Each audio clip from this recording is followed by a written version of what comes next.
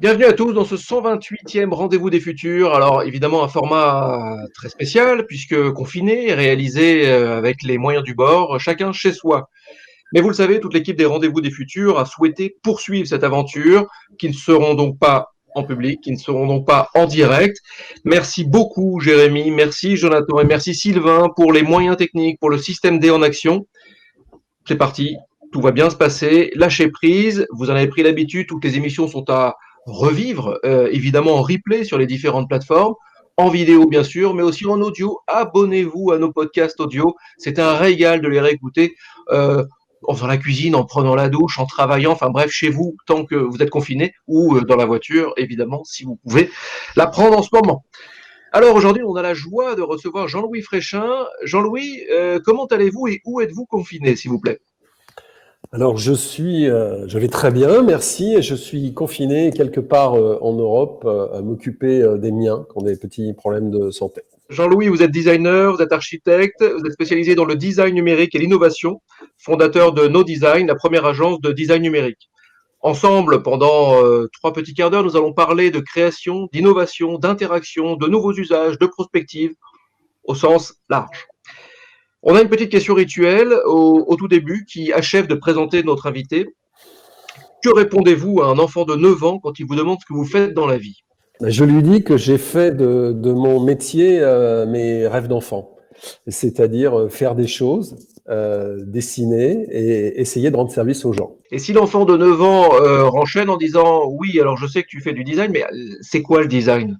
Alors, c'est quoi le design? C'est gérer le bien, le beau, le bon, au-delà de la nécessité. C'est-à-dire, la vie, ce n'est pas que des utilités, ce n'est pas que des problèmes.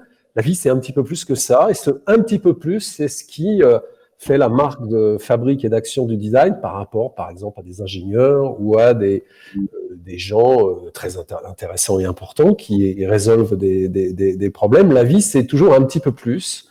Et on dit souvent le design, ça pourrait être inutile, mais dans le monde dans lequel on vit, l'inutilité est très utile. Hein. C'est les grandes questions du Bauhaus.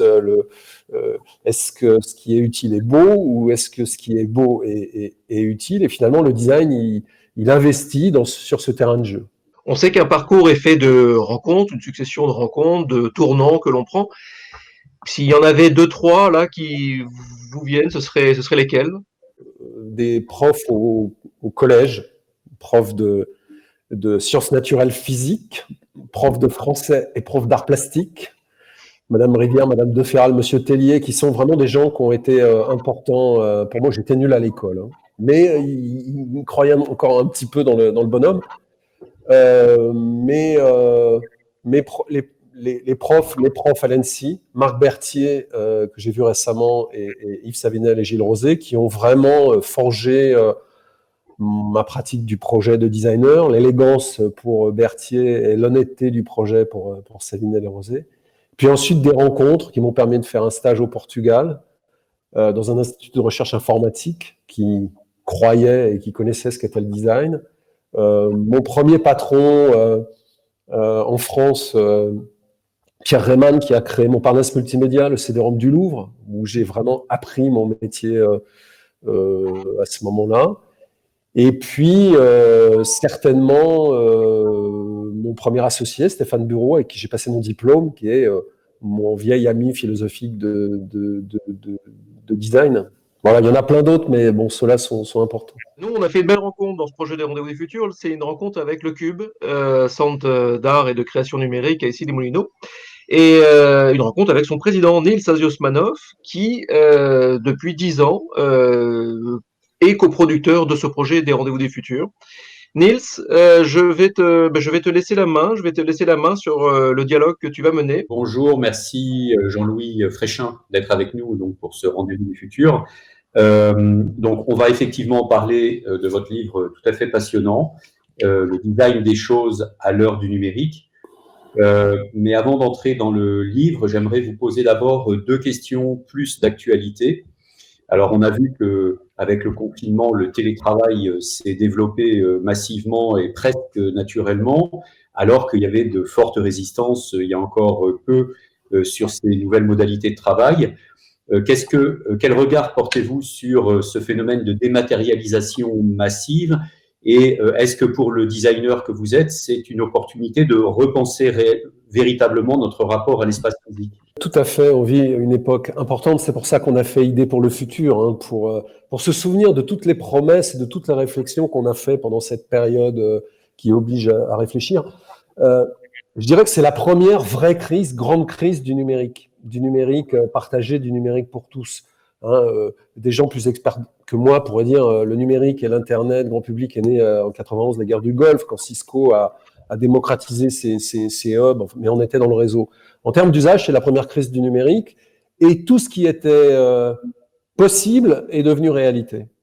Le télétravail, le e-commerce pour des tout petits commerçants de quartier, la création de valeur autrement, moins de la fameuse non-mobilité rêvée de tous les experts des problèmes des villes qui disent souvent il ne faut pas mettre plus de bus, plus de trains, mais il faut plutôt circuler moins. Bon, la non-mobilité, on l'a expérimenté. Quelque part, la nécessité nous a permis de valider un certain nombre d'options, d'hypothèses, de réflexions, de possibles qui étaient là, mais que par paresse, on n'utilisait pas.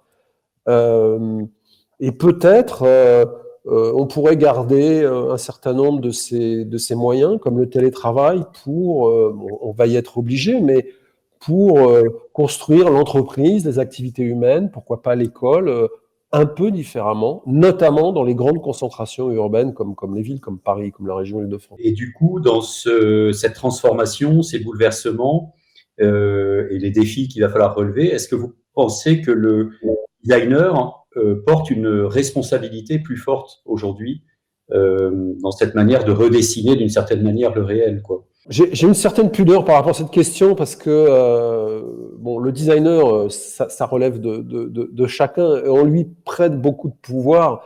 J'ai envie de dire le design en tout cas, c'est-à-dire cette pratique un peu hybride entre technologie et usage, cet art de transformer les choses a certainement une responsabilité comme discipline et les gens qui la pratiquent ont de fait une responsabilité. Mais de là à présenter le designer comme la clé des problèmes, c'est-à-dire rentrer à nouveau dans un solutionnisme un peu français, non. Par contre, les inviter à régler des problèmes.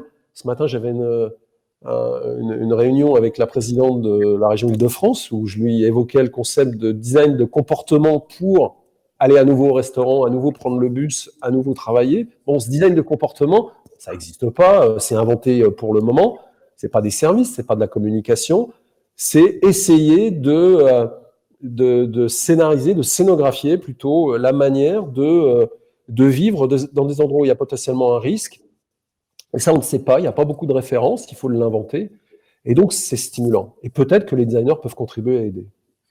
Et effectivement, on va voir avec vous et grâce à votre livre que le design, finalement, entre dans beaucoup de choses, le design de l'éthique, par exemple, etc. On y viendra tout à l'heure.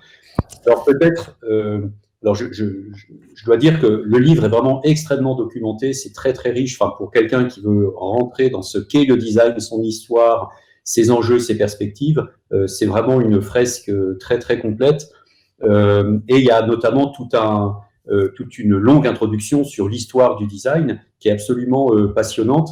Alors vous dites que le design, c'est un savant mariage entre le dessin et donc la forme, l'esthétique, et le dessin avec un E, c'est-à-dire l'usage, l'objectif. Alors, d'une certaine manière, c'est un peu ce que faisait déjà l'artisanat depuis les temps immémoriaux. Comment le design, cette discipline particulière, est-elle apparue justement dans l'histoire de la fabrication?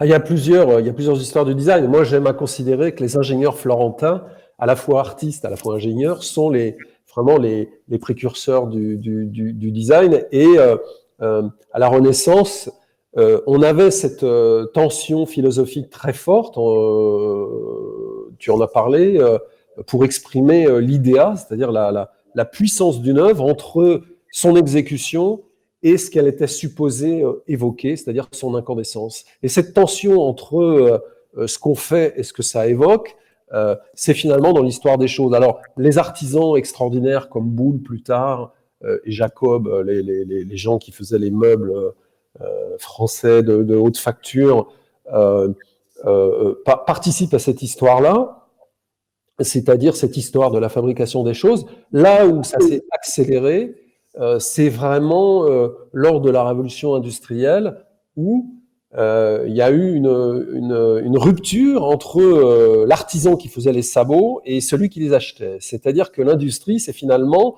on ne sait plus pour qui on fabrique les choses, on les fabrique plus à sa mesure, et il faut donc un espace entre les deux pour représenter l'acheteur, l'utilisateur, l'être humain. Et alors, le designer a pris cette place-là. On va peut-être rentrer un tout petit peu plus dans cette histoire-là, et peut-être avec ces deux grands moments que sont la Renaissance et puis après l'ère industrielle, et puis le troisième moment qui est le moment qui s'ouvre plus aujourd'hui.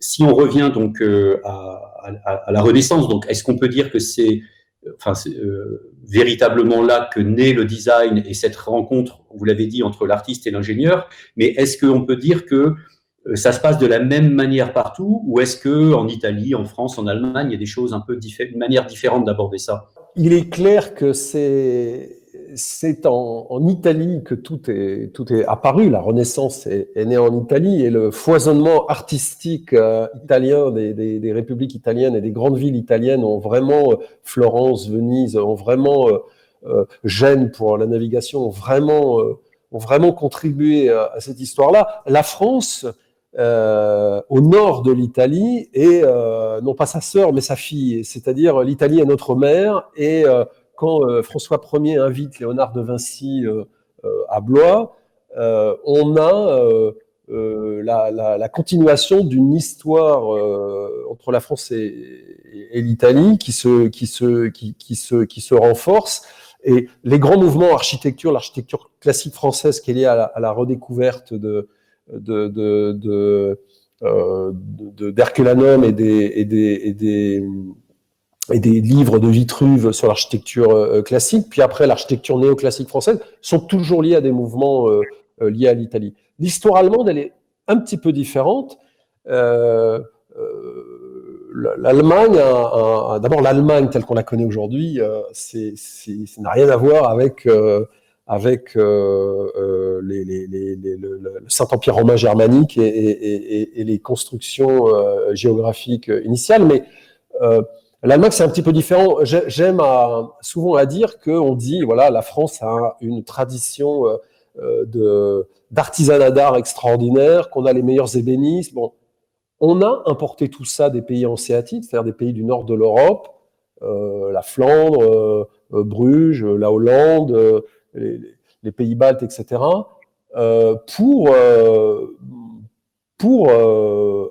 et ça a été voulu par Colbert, entre autres, pour avoir des savoir-faire de haute facture et de haut niveau. C'est-à-dire qu'on n'est pas né avec notre tradition des métiers d'art absolus sur lesquels on s'arc-boute aujourd'hui. Donc ça, on l'a plutôt accueilli des métiers du nord de l'Europe. Pour l'Allemagne, il y a une différence que j'aime beaucoup, qui m'a été contée par Armand Hatchuel, et qui explique bien la différence entre nos deux pays.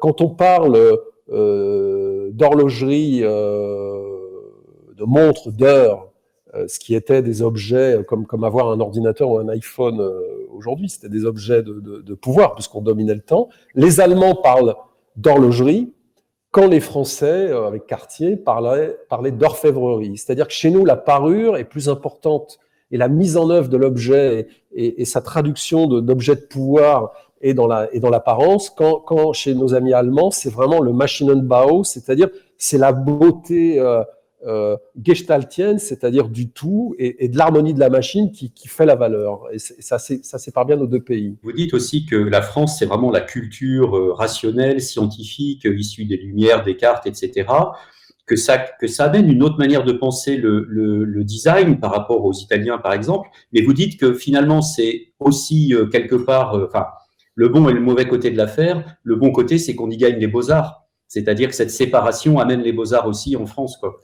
Alors, pour expliquer à mes étudiants simplement, je dis souvent, l'Allemagne est notre papa et l'Italie est notre maman. Donc, on est vraiment un pays intersection entre ces deux grands pays de conception, avec des échanges philosophiques puissants avec les Allemands. Jacques Viennot disait, bon, les Allemands sont sympathiques dans le design, mais ils parlent toujours de philosophie. Quant aux Italiens, ce ne sont que des architectes, donc ils ne s'intéressent pas au design. Et c'est bien l'espace dans lequel on est. Alors effectivement, pour organiser les choses en France, pour séparer les arts serviles, les arts décoratifs, comme on les a appelés, ou les arts appliqués plus tard, on a créé les beaux-arts pour les séparer des disciplines un peu moins nobles, ce qui a été une force française, hein, puisque l'école des beaux-arts de Paris a forgé des générations d'artistes et d'architectes, notamment des architectes américains au début du XXe siècle. Donc, c'est toujours ça l'histoire enfin, la culture des pays, c'est ni bien ni mal, c'est un fait, c'est un État, c'est ce qui fait sa richesse et ses différences.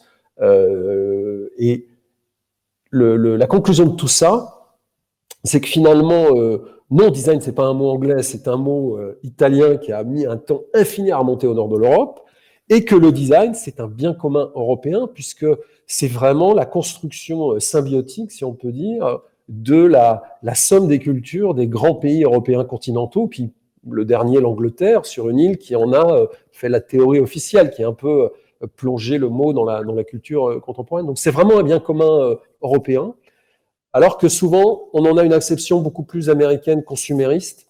J'en parle dans le livre, il y a une confusion. Il faut être conscient que le design, c'est d'abord une affaire européenne, qu'on l'a donnée au monde, et que quand on fait des applis, on peut partir de ce qu'on est plutôt que d'aller voir ce qui se fait ailleurs. C'est une richesse. On en parlera justement un peu plus tard sur les atouts de la France et de l'Europe.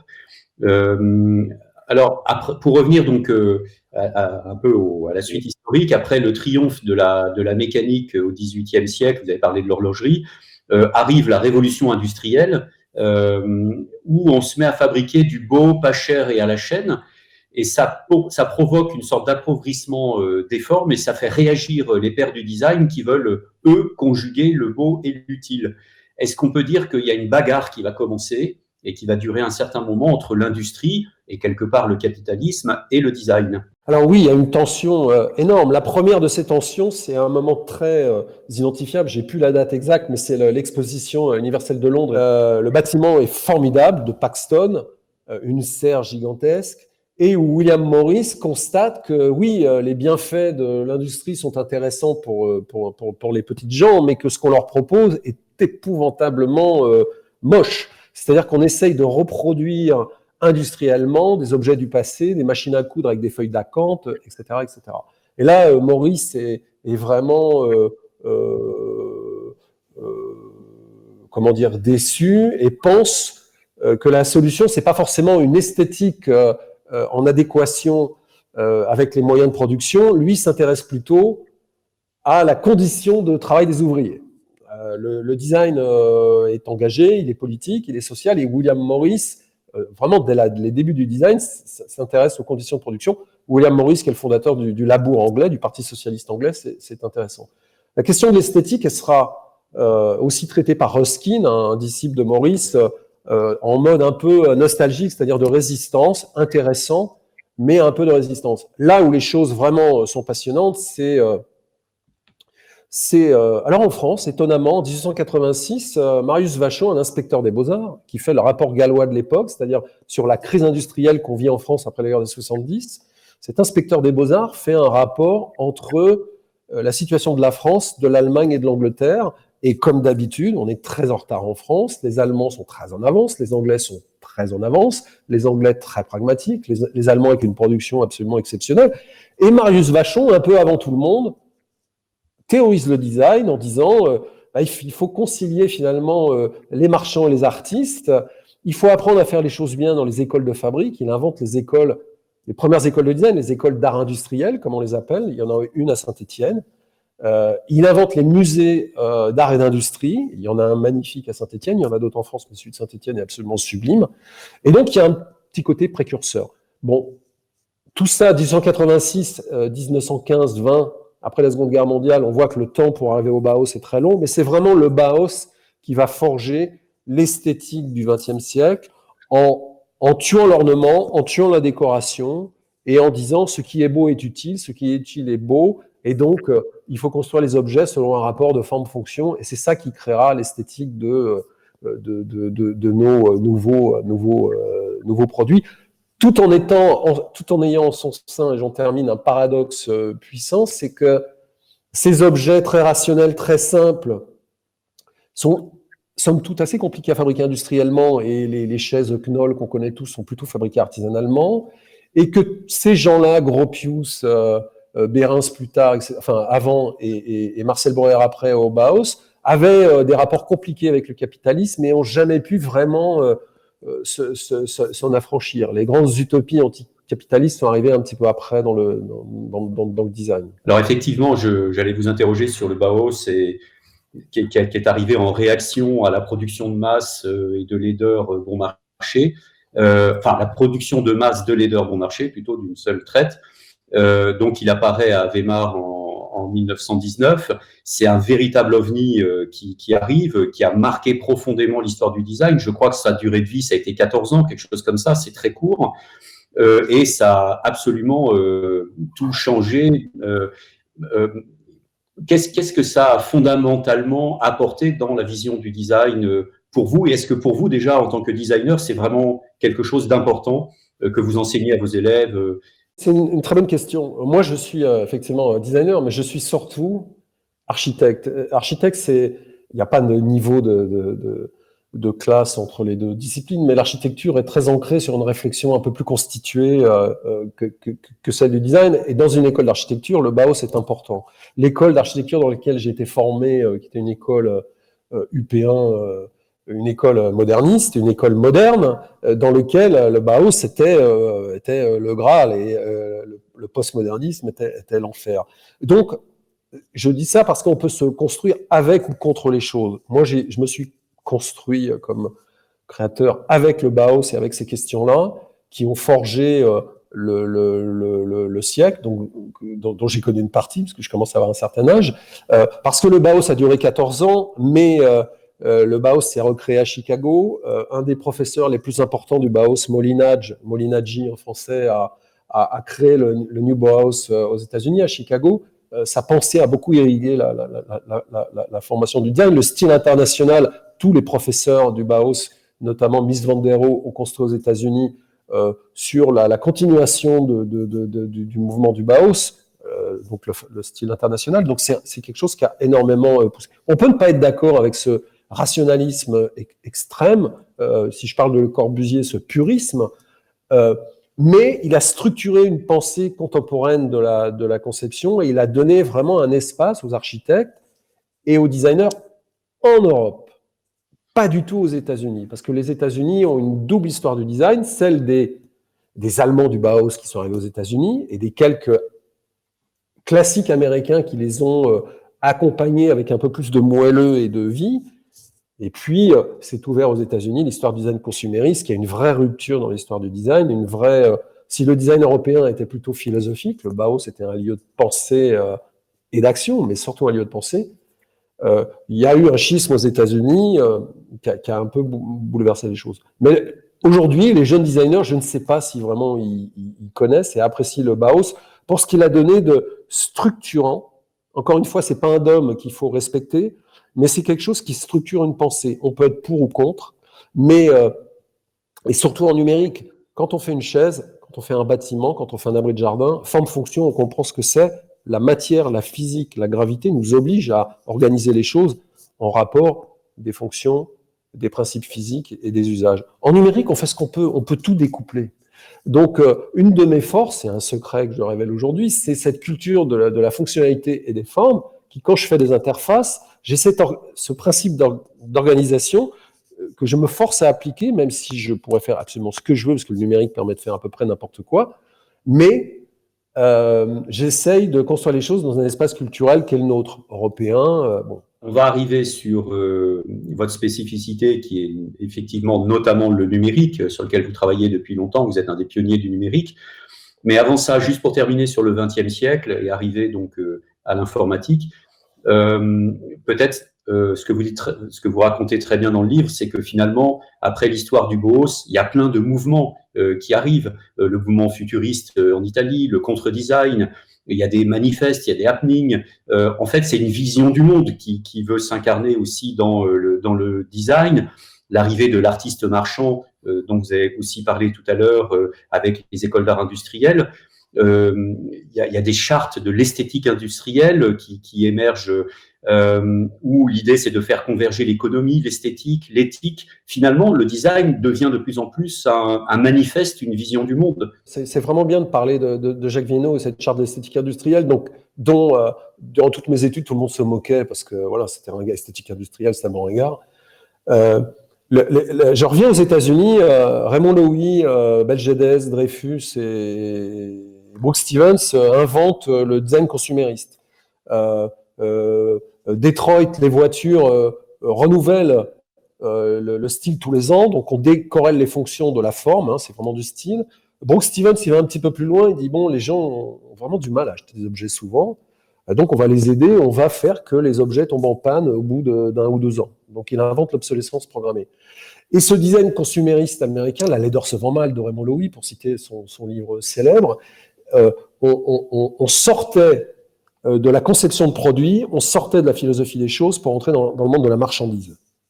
Et pourquoi j'ai insisté beaucoup là-dessus dans le bouquin? C'est pour ça que j'ai fait toute cette petite, modeste histoire du design. C'était pour arriver à cette question du design consumériste, parce que aujourd'hui dans le numérique, on nous parle du X en permanence.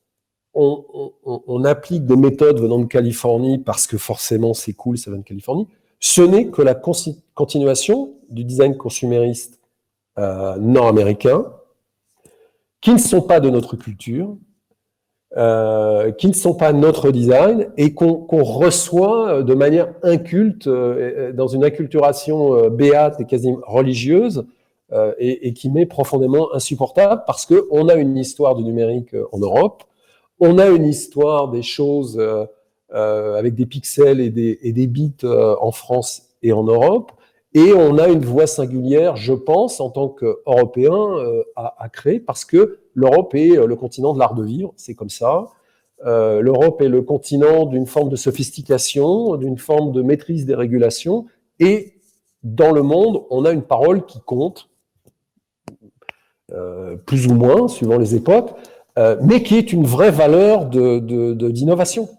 Et donc, si on n'assume pas ce qu'on est, on ne va pas y arriver. Justement, on va y arriver tout doucement à ces questions-là. Juste, donc, on quitte le XXe siècle qui nous a fait passer d'un marché d'équipement à un marché de masse, où la force des machines va supplanter celle de l'ensemble des humains sur Terre. Vous racontez tout ça. Et quelque chose arrive, alors ça arrive dans les années 50 tout doucement, mais en réalité c'est vers les années 80-90 que ça commence à s'accélérer, et évidemment dans les années 2000. Et cette chose, c'est quoi? C'est l'informatique, le numérique.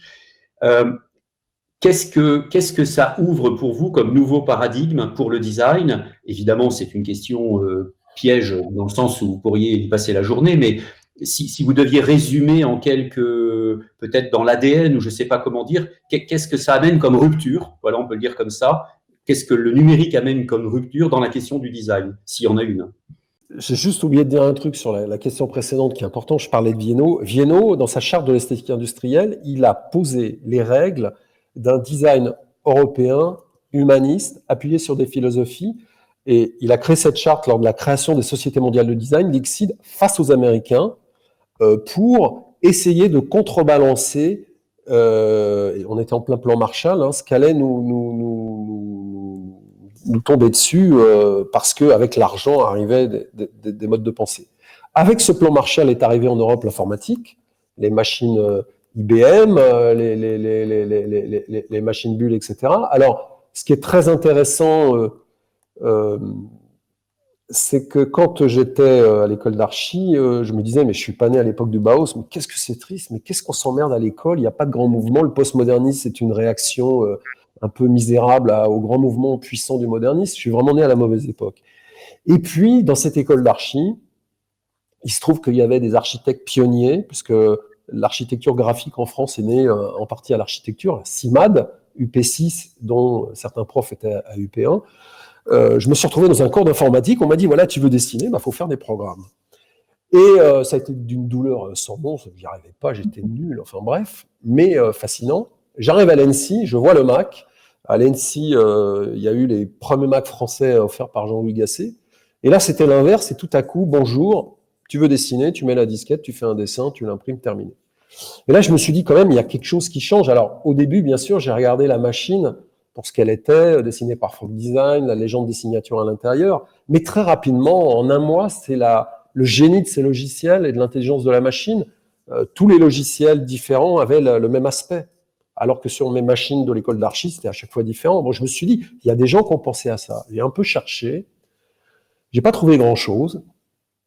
Ça m'a intéressé. Et puis, l'accélération violente sur cette question numérique, après la découverte du Macintosh, c'est l'opportunité de faire un stage au Portugal dans un institut de recherche informatique qui connaissait le design et qui était sur des travaux sur les réseaux Ethernet, sur les modems programmables multiprotocoles, bien sûr, n'était pas encore sur le web, mais dialoguait avec le monde entier via des FTP ou des use groups.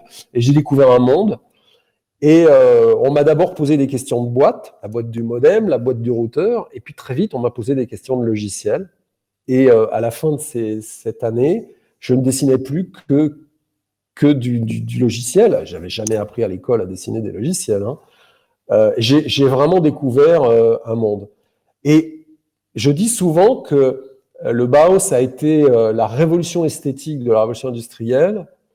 Le numérique n'a pas eu cette révolution esthétique parce que ça s'est fait sous le régime de la contrainte et de la rapidité. Et le volet consumériste américain, puisqu'il fallait des clients, on a trouvé la solution de transformer des machines incompréhensibles en des machines que des gens pouvaient acheter. Donc on a fait ça dans une modalité non pas de partage de cette puissance, mais plutôt encore une fois d'une vérité marchande. Et le web a encore accéléré ce mouvement. Donc la question esthétique finalement du numérique n'a été traitée que par les artistes, que par l'art numérique. Fred Forrest, par exemple, que vous citez. Donc. Oui, Fred Forrest, mais aussi Lévy, Balp, enfin beaucoup de gens de Paris 8 qui ont été vraiment extrêmement intéressants. Quand on débarrasse ça peut faire peur, Paris 8, mais quand on va voir les travaux, quand on va voir les œuvres et ce qui les sous-tendent, le rapport entre art technologie, c'est pas une clause de style, c'est pas un mot valise, c'est vraiment quelque chose d'intéressant. Un peu le cube aussi, sans flagornerie. Il y a quelques espaces en France qui ont été vraiment structurants, qui ont aidé, qui ont posé des questions, qui ont piqué des gens comme moi. Et puis certainement également l'espace de la philosophie des sciences humaines qui ont vite posé des questions, par habitude de poser des questions, et quelques acteurs de la société civile comme la FIN, le CUBE, enfin des associations qui ont fait plus que leur rôle pour créer une culture qui était absente. Et les écoles de design en tant que telles étaient quand même relativement en retard sur le sujet. Le numérique, c'était Photoshop, Illustrator pour continuer à faire ce qu'on faisait autrement, quoi. Oui. Mais pas en tant qu'objet d'étude en tant que tel, en tant que finalité. Vous avez cité des gens comme Balp, Boissier, Fred Forrest, Benayoun et plein d'autres artistes, chercheurs. Maurice, bien sûr. Oui. Qui ont vraiment défriché ces nouveaux territoires numériques. Effectivement, au Cube, on s'est beaucoup inspiré de leurs travaux, ça nous a beaucoup nourri également, quoi. Et on a fait pas mal d'expositions aussi autour de leurs travaux. D'ailleurs, je signale que nous avons eu l'occasion de travailler ensemble à plusieurs reprises, et notamment, moi, je garde un merveilleux souvenir alors je ne sais plus quel était son nom exactement, mais ce papier peint augmenté que vous avez installé dans une salle de pratique créative numérique du Cube et qui portait, c'est un papier peint qui pouvait donc dans lequel on pouvait télécharger en fait numériquement les travaux qui étaient réalisés dans cette salle par les praticiens. Et donc, ce papier peint portait la mémoire finalement de toute cette créativité. Enfin, c'est un projet absolument merveilleux qui d'ailleurs me fait penser à ce qui s'était passé. Je pense que vous avez vu ça aussi, le pavillon russe à la Biennale d'architecture de Venise, qui était entièrement fait en réalité augmentée, c'est-à-dire qu'il n'y avait aucun objet, il n'y avait que des codes QR sur les murs, le plafond et le sol, et en fait on découvrait tout ce qu'il y avait à découvrir à travers des tablettes. J'aime beaucoup ce projet du papier peint pour une double raison. C'est effectivement un projet de mémoire, mais c'est une base de double mémoire. La première, c'est un projet qui est né avec les Arts décoratifs de Paris sur un concours de papier peint, et j'ai énormément travaillé avec la conservatrice française, la plus grande spécialiste de papier peint, et pour inventer ce papier, enfin, l'idée nous est venue en regardant les rouleaux qui fabriquaient les papiers peints à l'époque de Louis XIV, c'est-à-dire les premiers objets, avant le papier peint était à plat, c'est des papiers à rouleaux. Forcément, le papier à rouleau, c'est un motif réplicable. Donc, tout le jeu pour un designer, c'est de faire des motifs non réplicables. Bon.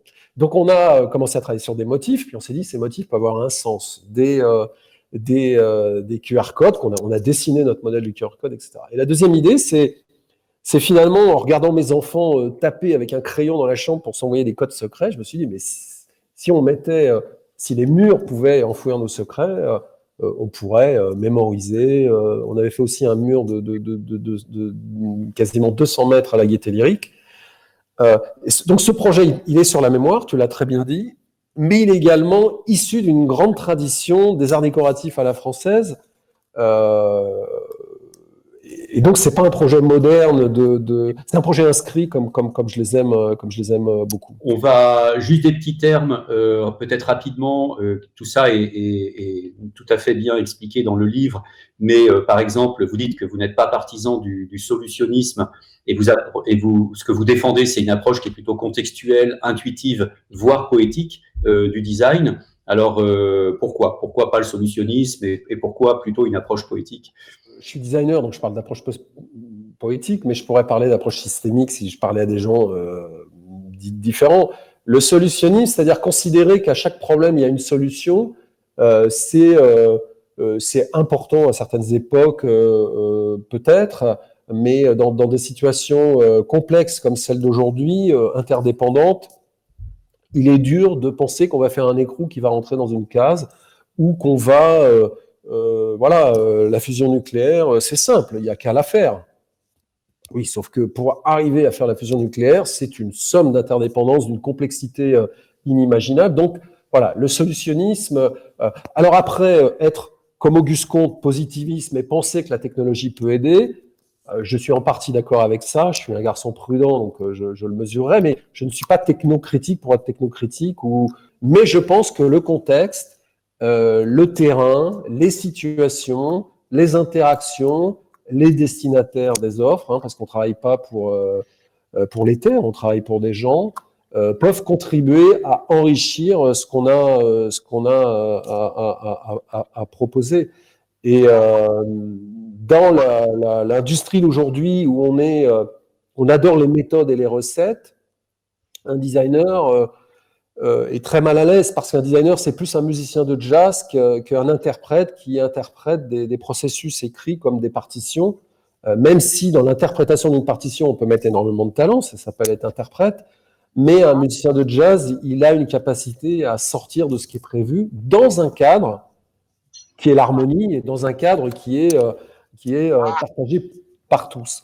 Et je pense que pour résoudre la complexité aujourd'hui, pour se poser la question de comment on traverse la rivière, est-ce qu'il faut faire un pont, est-ce qu'il faut prendre le bateau, est-ce qu'il faut prendre un avion, ou est-ce qu'il ne faut pas la traverser, le design a une capacité à élargir le champ, à voir où on pourrait arriver et à trouver les moyens de répondre. Alors que le solutionnisme, c'est on enquille une somme de petites briques, puis on espère atteindre le haut du mur sans avoir la vision de là où on veut aller. Donc je pense que c'est pas adapté à l'époque. L'anthropologue Pascal Pic, qui est venu à un Rendez-vous des Futurs récemment, avait une formule merveilleuse. Il dit: la création, ce n'est pas une question qui attend sa réponse, c'est une réponse qui attend sa question. C'est cette idée que finalement, il y a une part de risque, d'inconnu, d'audace, d'improvisation qui est absolument nécessaire, quoi. Quand on a commencé à se poser la question des humanités du design, j'avais eu la chance de travailler chez Montparnasse Multimédia quand je faisais des sérum sur la pédagogie. La pédagogie, notamment les pédagogies actives, sont très intéressantes pour les questions de théorie du numérique. finalement, le but d'un designer, mais le but d'un pédagogue, c'est de fabriquer des questions. Une fois qu'on a fabriqué les questions, la réponse, elle vient quasiment d'elle-même. Et quand on fabrique des questions, quand il y a interrogation, généralement, il y a mémorisation. Quand on fait des choses pour résoudre des questions, on y arrive mieux. Et quand on fait et qu'on mémorise, pour répondre à ces questions, il y a émotion. Et ça, l'émotion, ça m'intéresse. Donc, combiner des approches interpellantes et puis trouver les moyens par le faire d'y répondre, soit moi, soit des utilisateurs, c'est un moyen extrêmement efficace de créer de l'émotion et de la mémoire. Vous dites que le numérique amène quelque chose de tout à fait nouveau que vous appelez l'objet-sujet. Alors, c'est quoi l'objet-sujet? Le numérique, pour moi, c'est trois choses. C'est des situations, c'est-à-dire des contextes nouveaux. C'est la création de relations, ce qu'on peut appeler l'interaction. Donc, on est pour la première fois dans des objets qui ont un rapport objectivable, physique, même si c'est virtuel, avec quelqu'un ou avec une autre machine ou avec quelqu'un via des machines. Et puis, c'est des représentations parce que on doit voir des choses à un moment, on doit donner une forme, même si c'est virtuel. C'est parce qu'on est virtuel qu'on ne peut pas avoir de forme. Et donc, entre l'objet qui a changé de nature, on peut augmenter, qui est connecté, qui est quelque part à la fois un bien et un service, secondaire et tertiaire, et le destinataire, le sujet, il y a comme une fusion qui s'opère. Un téléphone, c'est pas un objet externe, c'est le prolongement absolu de ce qu'on est. La main est la prolongation du cerveau. L'intelligence de la main, elle vaut pour l'artisan, mais elle vaut aussi dans l'espace cognitif. Donc, effectivement, et je peux inverser aussi le paradigme en disant que dans un réseau comme Internet, finalement, c'est un réseau de sujets, puisque la vie de l'Internet, enfin en tout cas de l'Internet humain, parce qu'il y a un Internet des machines, c'est d'abord un réseau de sujets, plus qu'un Internet des objets. Et ça veut dire que c'est un vrai risque, c'est un vrai pouvoir. Et on a l'impression que plus on avance dans le temps, plus l'espace entre soi et l'artefact fusionne. D'où des véritables dangers, d'où les débats sur l'appli Covid en ce moment, que je résume pas aux libertés individuelles, c'est beaucoup plus que ça. C'est vraiment finalement la relation entre un humain et une machine qui peut être opérée par d'autres humains d'ailleurs, qui donne alors là, pour le coup des responsabilités, des limites. Et là, on pense tout de suite à Facebook qui est en train de privatiser l'Internet, c'est-à-dire de privatiser la relation au sujet, c'est-à-dire les relations entre nous. Donc, il y a des vrais questionnements. L'interconnexion de tous ces objets, ça amène, vous dites, un système des objets. Donc, on va vivre de plus en plus dans des environnements communicants. Est-ce qu'on peut dire que le designer va devenir une sorte d'architecte d'hyper-réalité? Ça, c'est ma première question. Et puis, il y a la question de l'expérience dont vous parlez beaucoup, de l'émotion, et que finalement, les gens, nos réalités, justement, nos réalités connectées, interconnectées, vont devenir de plus en plus des fictions, peut-être des formes de jeux un peu immersifs, qui vont être de plus en plus indissociables du réel. Comment vous abordez cette question donc de ces hyper-réalités fictionnelles, finalement, avec peut-être les architectes que les designers en tant qu'architectes de ces hyper-réalités fictionnelles? Alors, sur la première question, oui, concevoir des objets connectés, l'Internet des objets ou des dispositifs où il y a à la fois du service et des éléments physiques, c'est élargir le champ du design. On peut pas faire des boîtes et se dire les mecs feront du soft. C'est vraiment concevoir l'ensemble comme un système. Ça, c'est la première chose. Sur la seconde, qui est une vraie question extrêmement intéressante, le champ d'application de ces objets connectés, ils sont de trois types. Ils sont narratifs, et on est bien dans la fiction. Ils sont applicatifs, et on est dans la fonction. Ou ils sont cognitifs, et on est dans, on va dire, l'éducation. Alors, on peut fusionner le narratif et le cognitif, hein, c'est-à-dire enseigner avec des moyens nouveaux. On peut aussi immerger avec l'applicatif pour faire des choses, parce que je suis par nature moins à l'aise, moi, personnellement, no design, Jean-Louis, dans les espaces de fiction, dans les narrations, dans les récits, de par ma formation, que par l'espace applicatif. Moi, en tant que designer, je convoque l'émotion par la capacité que je donne aux gens de faire des choses. Et quand on fait des choses, on se souvient, et quand on se souvient, on mémorise, ce que je disais tout à l'heure. Donc ça, c'est mon espace. Je suis plus à l'aise à fabriquer des outils, des méta-outils, ce que j'appelle du méta-design, c'est-à-dire de proposer des dispositifs aux gens qui leur permettent de faire des choses eux-mêmes. Ça, c'est vraiment ce que j'adore. J'étais dans une conf à Laval Virtual récemment, qui a été organisée virtuellement. Le potentiel d'émotion des mondes virtuels, la réalité augmentée, etc., est tout à fait intéressante, à condition qu'elle soit une finalité et pas un objectif. C'est-à-dire, quand on veut donner de l'émotion, donner de la satisfaction, donner un désir artificiel pour vendre des choses, pour capter une attention, ce qui est un vrai péril avec le numérique, je suis extrêmement circonspect et prudent. La puissance de ces mondes-là doit être une conséquence et pas un objectif. C'est-à-dire qu'il faut bien travailler pour vendre des choses, mais la finalité, c'est pas de vendre des choses. On vend les choses parce qu'on a travaillé et on séduit les gens, on leur donne de l'émotion en conséquence, mais pas en objectif. C'est là où j'ai une vraie controverse avec mes amis américains pour qui un objet est une marchandise, donc la finalité, c'est de vendre. Pour moi, c'est la récompense. Et l'expérience, c'est pas un but, c'est une conséquence. L'intimité des gens, leur vie privée, ça les regarde. Si je leur donne du bonheur, tant mieux. Mais c'est pas ça que je vais courir, parce que sinon je fais comme les rats, je leur donne des stimuli et puis tout va bien. La captologie américaine, j'en parle dans le bouquin. Et c'est là où je suis profondément européen, où les questions d'éthique sont importantes. Et dans tout, que ça soit ces mondes virtuels, ces espaces dans lesquels on va vivre, hein, la conférence à Laval Virtual, on est dans un monde complet, on se voit, on n'est pas là. Alors on a même un avatar, c'est-à-dire qu'on ne se voit pas physiquement comme je vous vois là. C'est passionnant, mais il faut quelques règles qui ne sont pas des règles compliquées, qui sont les règles de notre culture. Quand on est européen, on n'est pas américain, on n'est pas chinois, et donc une conférence en Europe, il y a certains prérequis, il y a certains attendus qui sont ceux du respect des personnes, de la vie privée, de la libre expression, etc. Et dans ces systèmes-là, on doit retrouver ces choses-là, tout simplement. Et ça doit transpirer quelque part. Pour moi, parce que pour moi, c'est de la différenciation par nature qui a une valeur énorme, Vous en avez parlé dans le livre, vous en parlez beaucoup, la question de l'empowerment que peut permettre le design numérique. Un sujet que vous abordez un petit peu moins, c'est celui de l'intelligence collective. Est-ce qu'il y a une question autour du design de l'intelligence collective? Est-ce que c'est un enjeu pour vous du design? Alors, c'est une vraie question compliquée. Pour être tout à fait honnête et transparent, l'intelligence collective, pour moi, c'est un long champ de déception depuis toujours. Ça a commencé avec les premières études sociologiques en architecture, passionnantes, et puis on a voulu forcément, parce que la limite était proche, impliquer les gens. Alors il y a eu des organisations spontanées comme l'autoconstruction, les castors ou la promotion coopérative.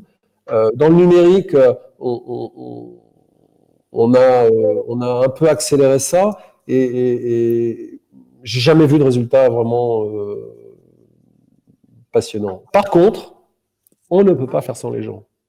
Et donc, l'équation à résoudre, elle est d'une complexité hallucinante. Et moi, j'ai plutôt, en ce moment, des envies très fortes, des envies et des pratiques, de collaborer avec des tiers acteurs qui sont des prismes et des filtres entre les gens et ce qu'on peut faire pour eux, qu'on appelle des sociologues. Enfin, c'est pas nouveau, mais il est important de dire que ça existe. Des anthropologues qui ont des perspectives un peu plus longues, créer de la connaissance en rencontrant, bon, bien sûr les gens, en les écoutant, en conversant avec eux, plus qu'en les écoutant, pour créer de la connaissance, mais la synthèse, elle est portée forcément par un point de vue à un moment. Donc je crois à la connaissance créée, fabriquée en rencontrant les gens, je crois à la puissance de la sociologie, de l'anthropologie, parce que voilà, il y a des méthodes, il y a une rigueur, il y a une constante, etc.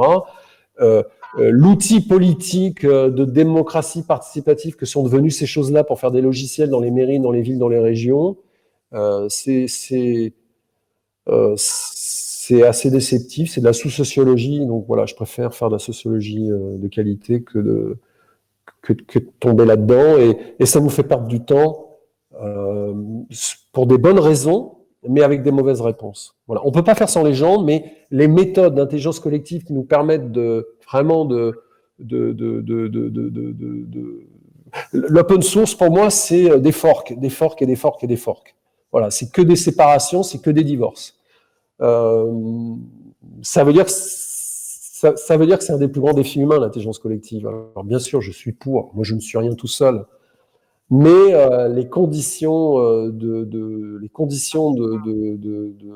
optimum de réussite sont pas encore là. Alors il y a toujours des contre-exemples, hein, bien sûr.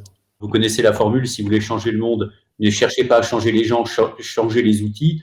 Et d'une certaine manière, c'est peut-être le design en transformant les outils de l'intelligence collective qui va nous amener à ça. Peut-être. Il y a beaucoup c'est pour ça qu'il y a beaucoup de gens de l'open source qui travaillent sur les grands algorithmes démocratiques et les grandes visions de démocratiques ou de scrutin pour voir comment effectivement faire ressortir des consensus. C'est passionnant, hein, c'est passionnant, mais c'est instable, et aujourd'hui c'est devenu des mots valises et des injonctions un peu vides de leur sens. Nous, on a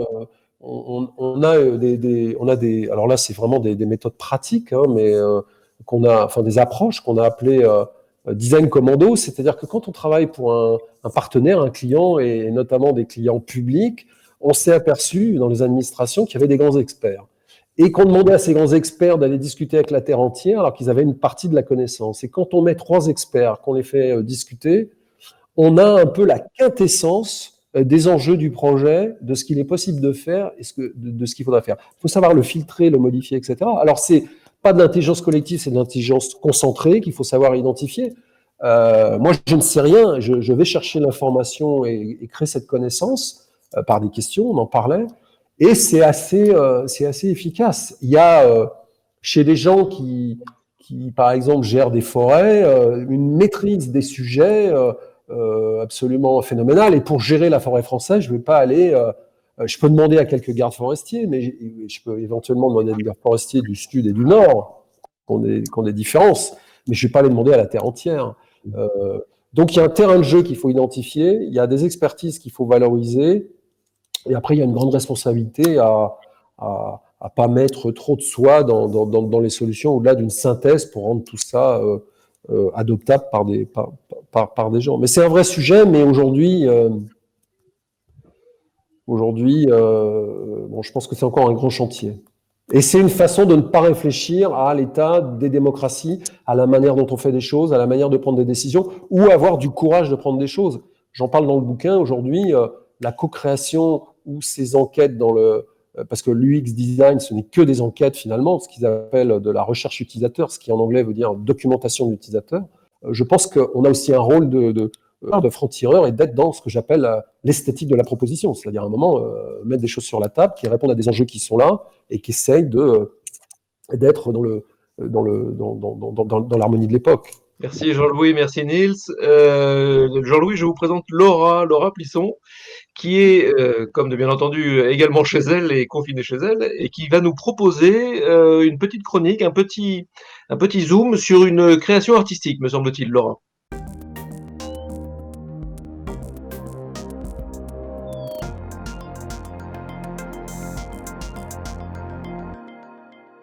Aujourd'hui, j'ai décidé de vous parler d'une œuvre qui s'appelle Rhythmus. Alors, c'est une œuvre qui a la particularité de rendre visible un travail indispensable du corps humain, celui du cœur. Alors, cette installation, elle permet de visualiser les battements du plus précieux de nos organes grâce à la disposition circulaire de 32 totems lumineux. Il s'agit d'une œuvre digitale créée par le studio Cheval Vert qui travaille aussi bien pour des commandes de design graphique qu'à la création d'œuvres d'art. Les travaux qu'ils produisent aujourd'hui sont hétéroclites. Ça va du tapis mangeur de son à la cartographie sensible de services de covoiturage citoyen, en passant par un photomaton qui a été conçu pour 200 000 personnes. Alors, l'œuvre Rhythmus, qui a été réalisée en 2018 dans le cadre du Mirage Festival, nécessite 2 utilisateurs dont la fréquence cardiaque est instantanément mesurée grâce à des capteurs sur lesquels il suffit simplement de poser le doigt. Ces capteurs vont ensuite transcrire les battements en signaux sonores et lumineux qui éclairent les totems en fonction de la synchronisation ou de la différence des rythmes cardiaques. Ces signaux sont rendus visibles grâce à 2 cercles lumineux, un cercle bleu et un cercle rouge, qui bougent et se croisent en fonction des battements par minute des 2 utilisateurs. Alors ici, le design et les technologies numériques ne sont pas directement fonctionnelles, elles n'accomplissent pas une fin matérielle, mais permettent de créer une connexion et de l'interaction entre 2 individus par l'intermédiaire de la biométrique. On n'agit pas sur des objets, mais sur des sujets. Les battements du cœur, qui peuvent être perçus comme quelque chose de très intime, sont retranscrits en temps réel par le son et la lumière, permettant aux utilisateurs de se rencontrer d'une nouvelle manière. Le public qui assiste à cette rencontre peut observer en temps réel et de façon concrète, quoique poétique, la retranscription sensible d'un lien grâce au signal corporel qui incarne et symbolise le simple et pourtant si complexe fait d'être en vie. Rhythmus métamorphose donc ce phénomène physiologique individuel en une expérience partagée entre les utilisateurs, la structure, le public et l'environnement. Il m'a paru intéressant ici de parler de cette œuvre car le design, dans ce cas, ne permet pas de rendre l'utilisation d'un objet au sens large plus simple ou plus élégante, mais bien de construire et de designer une nouvelle façon de se rencontrer, même si les personnes se connaissaient déjà. Et je trouvais aussi que dans le cadre de l'intervention de Jean-Louis Fréchin, que ça rebondissait un peu avec aussi cette notion de design de comportement.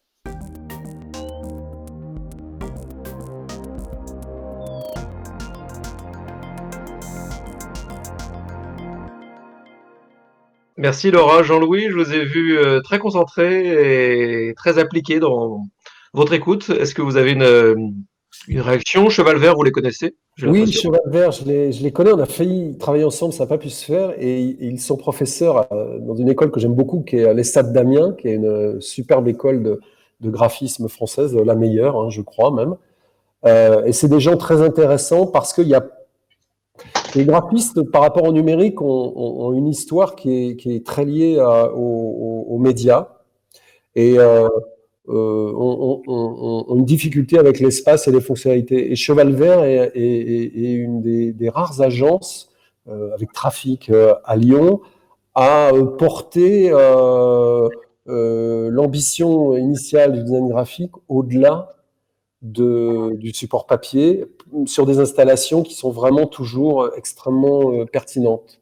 Bon, c'est des gens que j'aime beaucoup. Hein, parce qu'il n'y a pas tant de designers numériques en France intéressants.